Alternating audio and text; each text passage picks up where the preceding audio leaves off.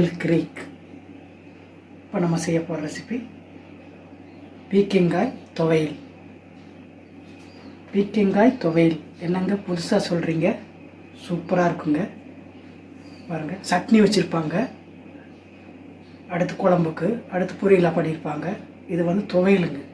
இப்படி செஞ்சு பாருங்கள், ஒரு தடவை ட்ரை பண்ணுங்கள் மக்களே. நம்மளுடைய சேனல் வீடியோ பூரா சூப்பராக இருக்கும். எல்லோரும் ட்ரை பண்ணுங்கள், பாருங்கள், எங்களை என்கரேஜ் பண்ணுங்கள். பாருங்கள், நீங்கள் பீர்க்கங்க நான் ஒரு 3 காய் மீடியம் சைஸில் எடுத்துருக்குறேன்.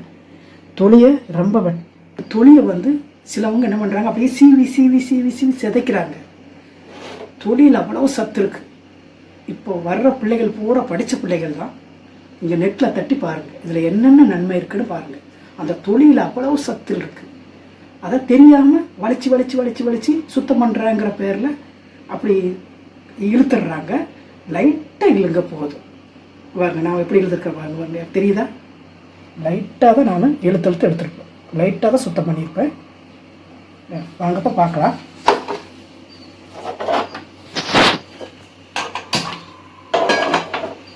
கடாய் வச்சாச்சு. ஒரு 2 ஸ்பூன் எண்ணெய் ஊற்றிக்கோங்க.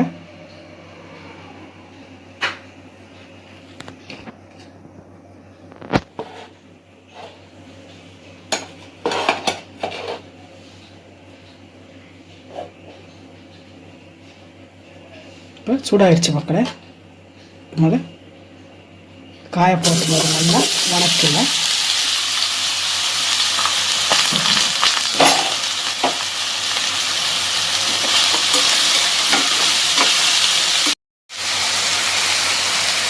மக்களை லைட்டாக மஞ்சள் போட்டுக்கோங்க.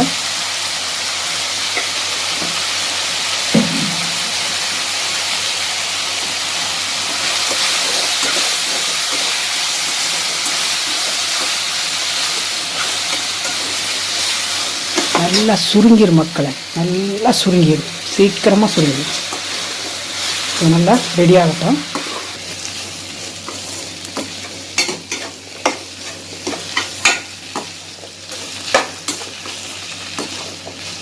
நல்லா ரெடி ஆயிடுச்சு மக்களே. பாருங்க, நிறைய எவ்வளோ போட்டிருந்தோம், இவ்வளவு நல்லா சுருங்கிடுச்சு, நல்லா ரெடி ஆயிடுச்சு. இப்போ இதை எடுத்து ஆற வச்சுக்கோங்க. 1 ஸ்பூன் ஊற்றிக்கோங்க போதும். இந்த அளவில் புளி எடுத்திருக்கேன். நிறைய புளி போடக்கூடாது, நிறைய இருக்கக்கூடாது, நிறைய கம்மியாகவும் இருக்கக்கூடாது. அப்போ தான் இந்த டிஷ்ஷுக்கு நல்லா இருக்கும். ரொம்ப புளிப்பு வேண்டாம், ரொம்ப கம்மியாகவும் இருக்கக்கூடாது. இது நல்லா எடுத்து நல்லா கரைச்சி கட்டியாக எடுத்துருக்குறேன் பாருங்க. இந்த மாதிரி கட்டியாக எடுத்து வச்சுருக்கிறேன். ஏன்னா துவையலுங்கிறனால கட்டியாக இருக்கணும்.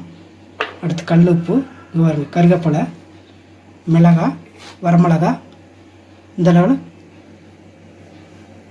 கடலைப்பருப்பு, 4 பூண்டு, நல்ல பெரிய பெரிய பல்லாக இருக்குது, இந்த அளவில் தேங்காய். இப்போ இது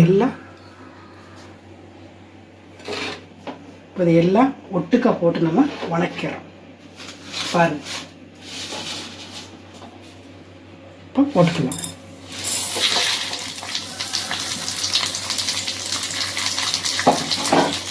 இது ஒட்டுக்கா போட்டு வணக்கினா நல்லா வணங்கிடும்.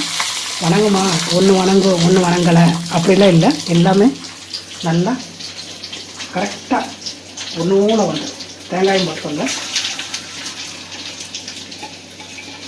கொஞ்சம் கல்லுப்பு மக்களே, கல்லுப்பு போட்டுக்கோங்க. தேவையான அளவு, நம்ம எவ்வளோ செய்கிறோன்னு தெரியும் பார்த்தீங்களா? தேவையான அளவு கல்லுப்பு போட்டு வணக்கலாம்.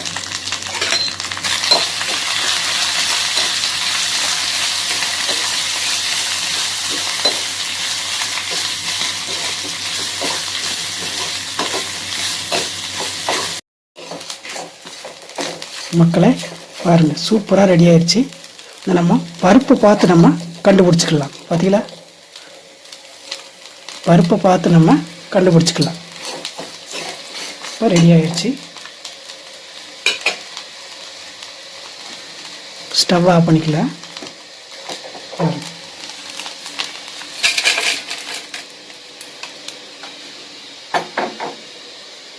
வெங்காயம் இந்த மசாலாவும் நீங்கள் ஆட்டோரில் இருக்குது பார்த்தீங்களா, சின்ன ஆட்டோரில் அதில் போட்டு நீங்கள் ஆட்டுனா ரொம்ப ருசியாக இருக்கும்.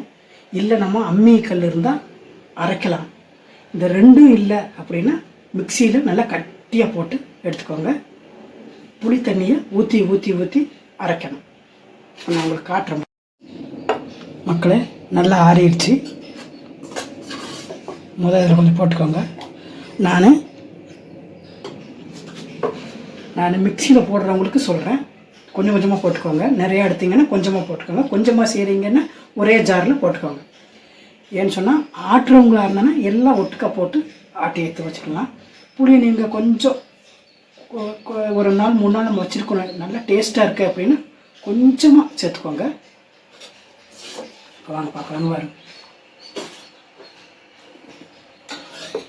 போட்டுக்கட்டி எதுலேயும் பாதி போட்டுக்கோங்க. அப்போ தான் அந்த அரை வர்றதுக்கு எல்லாம் ஒட்டுக்க ஆகிறதுக்கு கரெக்டாக இருக்கும். தண்ணியை இந்த புளிச்ச தண்ணியை கொஞ்சம் கட்டியாக கரைச்சிக்கோங்க. பாருங்கள் எவ்வளோ கட்டியாக கரைச்சிருக்கிறான்னு. இவ்வளோதான் மக்களே. இப்போ இவ்வளோதான் கட்டியாக இருக்கணும் மக்களே. இந்த பதத்தில் வரணும். எல்லோரும் ட்ரை பண்ணுங்கள், வீட்டில் சமைச்சு சாப்பிட்டு பாருங்கள். நம்ம சேனலை மறக்காதீங்க, தமிழ் கிரீக்கு. அடுத்து இன்னொரு புதுவிதமான டிஷ்ஷோடு உங்களை சந்திக்கிறேன். நன்றி, பாய்.